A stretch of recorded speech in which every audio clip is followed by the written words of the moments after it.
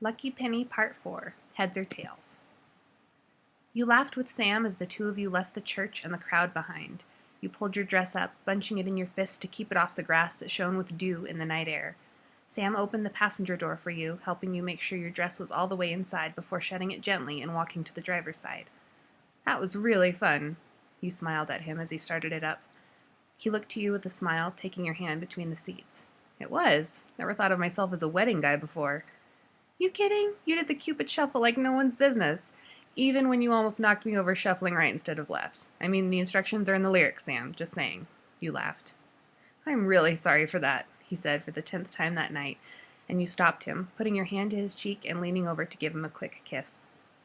You let your head rest against the seat as Sam drove, holding your hand in his the entire rest of the way back to the motel. He pulled up near the side entrance and reached to take your hand once again once you were out of the car, but you stopped. Oh, I forgot. I was going to go to the front desk for an extra pillow, you told him. You and your pillows, he smiled, shaking his head. I need my support.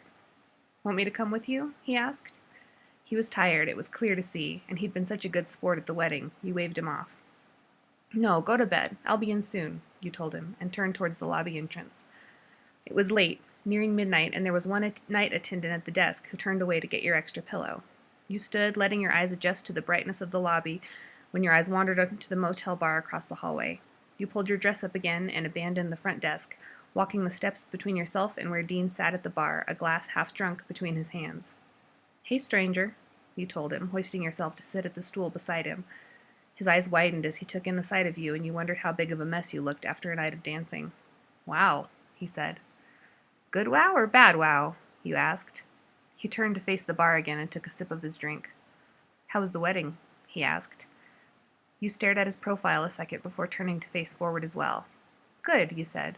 It was good. Ridiculous and extravagant like I thought it would be. The best man got drunk and gave an embarrassing speech. My grandma nearly tripped over the speaker cords. Classic wedding, but my cousin did look happy. I mean, she looked like a cupcake in her dress, but a happy cupcake. You saw Dean smile a bit in spite of himself beside you, but he said nothing more, taking another sip from his glass instead. Whiskey? You asked. Bourbon, he replied. You nodded and sat in silence, feeling the weight of it on your tired shoulders. The place was mostly empty besides an older couple sitting at a table a few yards away. The bartender was wiping down the other end, but walked to you when he noticed you were there. Can I get you something? He asked. I'll have whatever he's got, you replied, jabbing your thumb in Dean's direction. The bartender nodded and headed away to fix it for you. You turned to Dean, who for all intents and purposes looked as though he were sitting alone, ignoring your eyes on him.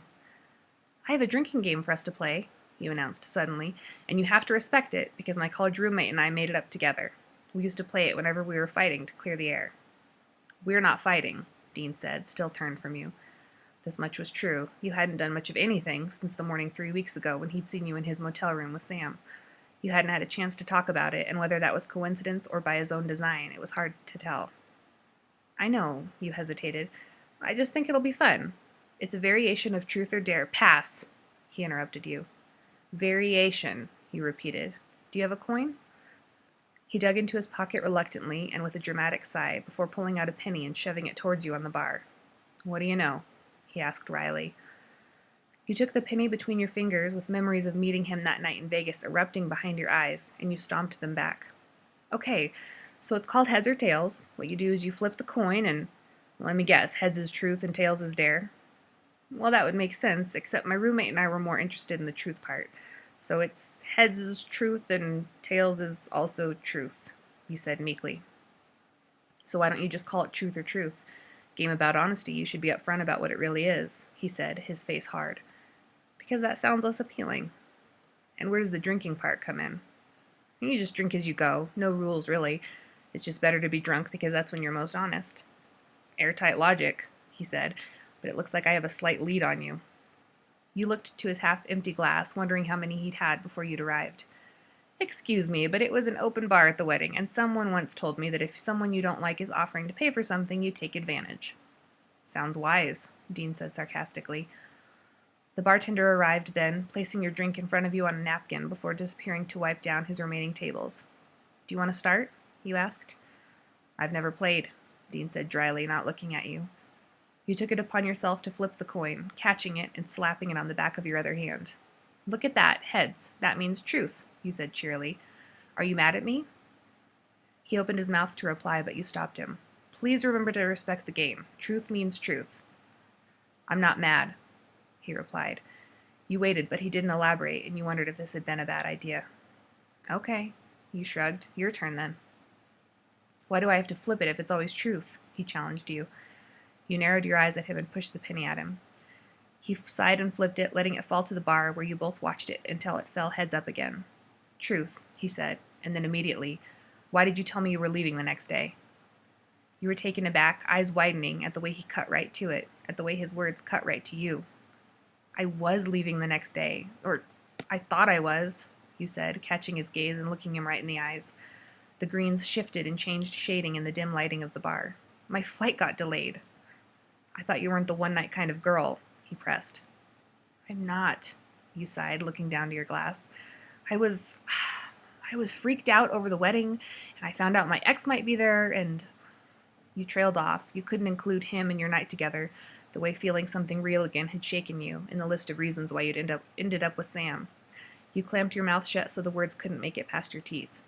And what? And nothing, you said quickly. I was in a bad place, that's it. So you slept with my brother?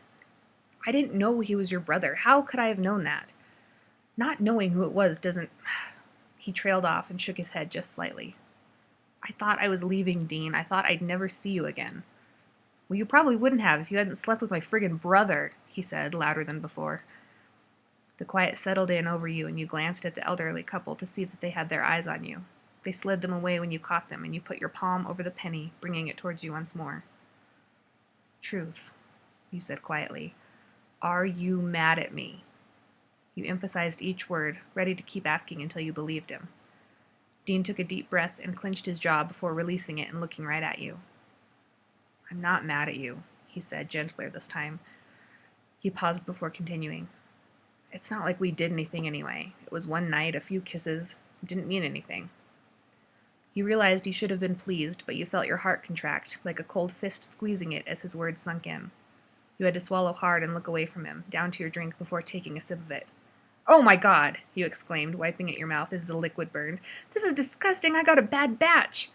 You reached over and took his glass from his hand before he could respond and took a sip of his to clear the taste, making a face as soon as you did. Oh, sick. That's just what bourbon tastes like? Why are you laughing? And he was. Dean was really and truly laughing. A genuine smile spread over his face, and you couldn't help but smile along with him. I'm sorry. I shouldn't. Can we get a Coke down here? He called to the bartender. He looked back to you, the remnant of a beautiful smile still lingering on his face as he took his glass back from you and poured your drink into his own. Hey, you said. I am sorry about Vegas. I am. I never thought... It's okay, he said, holding a hand up to stop you. We really don't have to talk about it. As far as Sammy knows, you and I talked in a bar that night, and that was it. We can leave it at that. You nodded, flipping the penny in your fingers, remaining silent until the bartender brought your Coke to you and you took a long pull, getting the bitterness of Dean's drink out of your mouth. Want to keep playing? You asked, eyebrows raised. Truth, Dean replied. What's your next hunt with Sam? All right, first things first. I know you're new to all of this, and I know Sam said you took it really well, but we call them cases or jobs, especially when we're in public, Dean said, a slight smile on his lips. Sorry, you laughed. What's your next case? That's better. Learn the terminology, respect the game, he teased. We've got a possible werewolf estate over. You know, you guys say things like that and expect me not to laugh. You wouldn't laugh if you saw one, he replied. Can I also point out that you just said werewolf in public? You asked. Dean simply shrugged and you shook your head with a smile. But maybe someday you and Sam can teach me your ways, Mr. Miyagi style. You've got a lot of cars to wax before that ever happens, karate dork. Rude, you laughed. And it's my turn.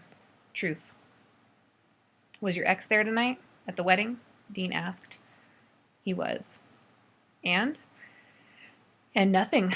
I was cordial. His date looked lovely, but I'm going to tell myself he found her online and was paying her an inordinate amount of cash to pretend not to be nauseated by him all night. Well, that's probably exactly what happened, Dean said with a nod. You tapped your glass to his and took a sip, grinning at him over the top of it. You stayed in the bar with Dean until you'd finished your Coke and he was nearly done with his own glass. I'm heading to bed. Are you coming back soon? Do you have a key? If both of us go in at once, we could accidentally on purpose wake Sam up so we don't have to deal with his snoring. You smiled. I'm good, he chuckled. I'm going to stay here a little longer. All right, you replied. I'm glad I caught you here. I'm glad we finally got to talk. Me too. You reached for your clutch purse to pull some cash from it, but Dean grasped your wrist lightly, stopping you, surprising you. What did I tell you about taking advantage when people offer to pay for things? He asked. That rule's for people I don't like, you grinned, and put some cash on the bar before turning away. The night clerk had left the pillow for you on the front desk, and you grabbed it as you walked by, holding it to you as you walked down the hall to your room. You slipped inside quietly. Sam was already under the covers with the light off. You placed your clutch and the penny you still had in your hand on the nightstand by the bed and put the pillow down. You made your way to the bathroom where you were finally able to unzip out of your bridesmaid dress, letting your skin breathe, and kicked your shoes off gratefully. You pulled your pajamas on and washed your face, stepping out into the room as you brushed your teeth. Sam turned on the bed, rolling over after a minute and rubbed his eyes against the bathroom light. Sorry, he said through the toothpaste. It's okay. Where were you? He asked. I found Dean at the bar. I sat with him for a while. Oh, Sam said, surprised. He'd been witness to the two of you interacting as little as possible in the previous weeks. That's good. Yeah, you smiled. I think so. You finished brushing your teeth and turned the bathroom light off, padding over to the bed and crawling in beside Sam. He wrapped an arm around your waist and pressed his nose into your hair. Thanks for coming tonight. I know wedding date after knowing me for a few weeks is kind of fast, and hey, it's okay. I was glad to come with you, he said. It has been kind of fast for us, but I don't mind. I don't either, you smiled. And it's good. I really think Dean and I can be friends now. Good, Sam said with a yawn, running his fingers over your arm. You smacked your lips in the dark, making a face. Oh, but his drink preference really leaves something to be desired. I need to brush my teeth again. You mooched off his drink? Sam laughed as you pulled away from him. I didn't know bourbon was so disgusting. He smiled, standing up. Oh, he was drinking bourbon? Sam asked with a groan. What's wrong with bourbon? Make him snore or something? No, Dean's a whiskey guy. He only drinks bourbon when he's really down about something. Last time I saw him drinking it was after Lisa, maybe 5 years ago. Nearly tore him apart. Your stomach twisted at Sam's words and you forced yourself to continue towards the bathroom, glad the light was off to hide your face, your expression. Hey, but you're his friend now, Sam said, and you heard the gentle smile in his voice. Maybe you can take my pain in the ass brother on, find out who broke his heart. You forced a laugh that felt like a grimace on your face in the dark as you clutched at the sink, cold under your hands. Yeah, maybe.